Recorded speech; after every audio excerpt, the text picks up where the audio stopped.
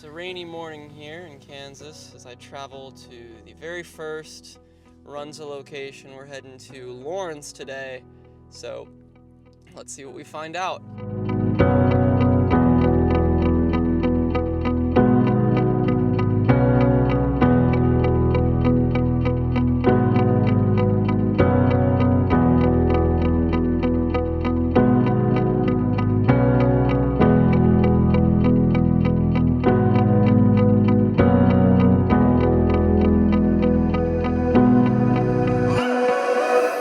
Just a little over a 30-minute drive to get to this first Runza, but I'm already really hungry for some lunch, so let's head through the drive-thru.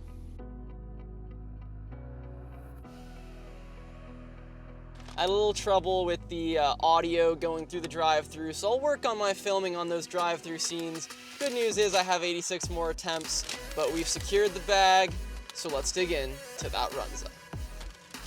Now, I'm not going to be eating all these Runzas inside the car because my mom has a strict cleanliness policy and I will definitely respect that. However, the Runza dining room is closed, so here I am eating in the tailgate of my car. Now, it's raining outside, which is not ideal for enjoying a Runza, but we're going to see how it goes.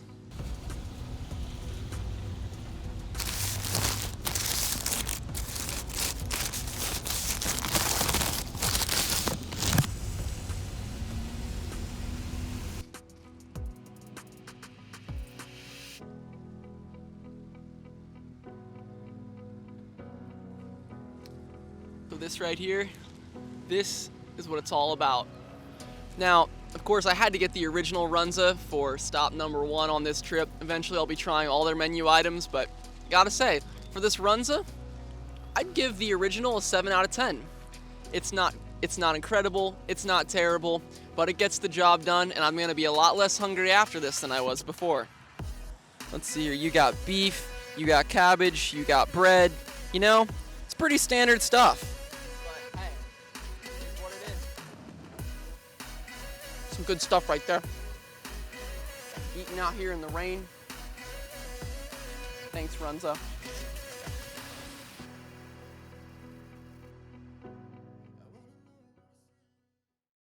So visiting Runza may have been the main reason why I ended up going to Lawrence in the first place, but there's a lot more to this town than just a single Runza restaurant.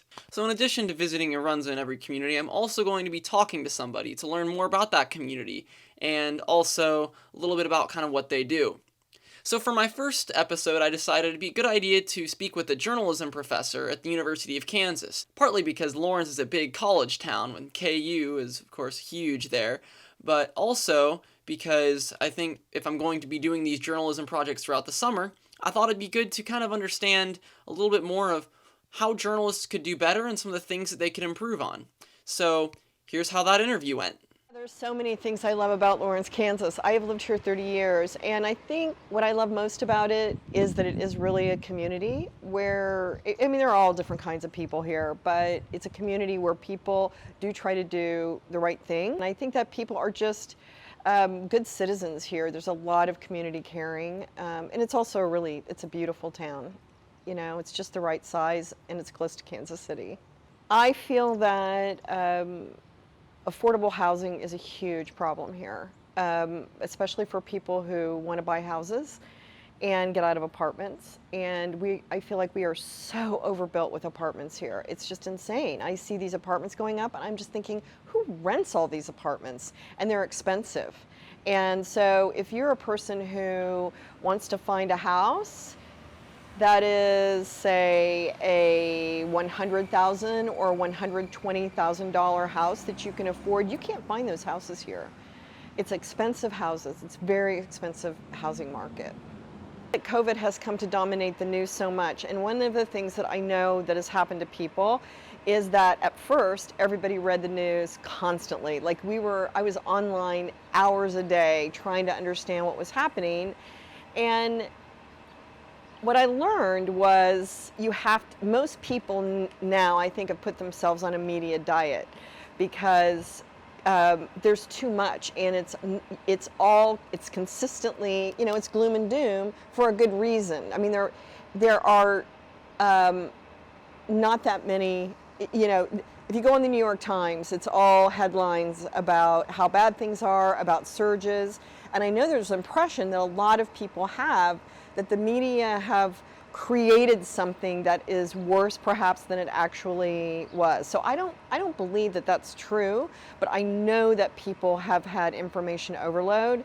Helping people to cope, at first that wasn't a thing, and now more and more that's a thing. And I might have said that that was something that the media wasn't doing enough of, trying to find the positives or the silver linings or the suggestions. But I think media have kind of shifted that direction, just so it gives people some relief from just the constant news. And one thing that's really seems like it's fallen away in a lot of ways is the election. It's still happening, and candidates are still campaigning. But of course, now campaigning has changed a lot, and I think that the headlines around campaigning have really gotten pushed down because of the pandemic. Journalism has never been more important.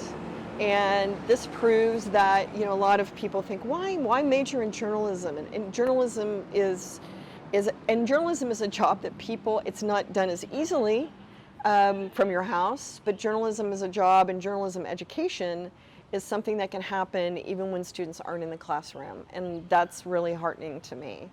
So Professor Holstead made a lot of great points in that interview, but early on one of the things she said is that Lawrence really is a beautiful town.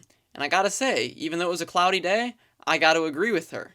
And if you don't believe me, well, check this out.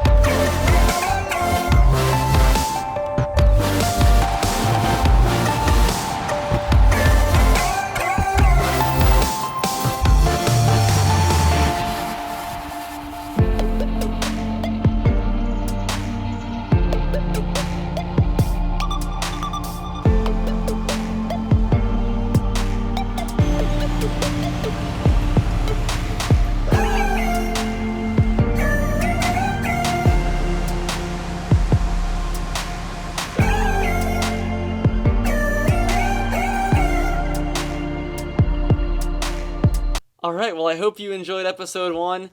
I gotta say it took a lot of time to edit, so I cannot guarantee that every single episode will be that long or have that many edits, but I had a lot of fun doing it. So now it's time to unveil our next Runza location. So for tomorrow's episode, I will be heading to Lincoln, Nebraska. That's right, this is actually where I go to college, but it's also home to 14 Runza locations, so I'm going to knock all of those out. For the next 2 weeks, you'll be seeing a lot of Lincoln, Nebraska. Anyway, thank you so much for watching this video, and I hope you stay tuned for my future episodes.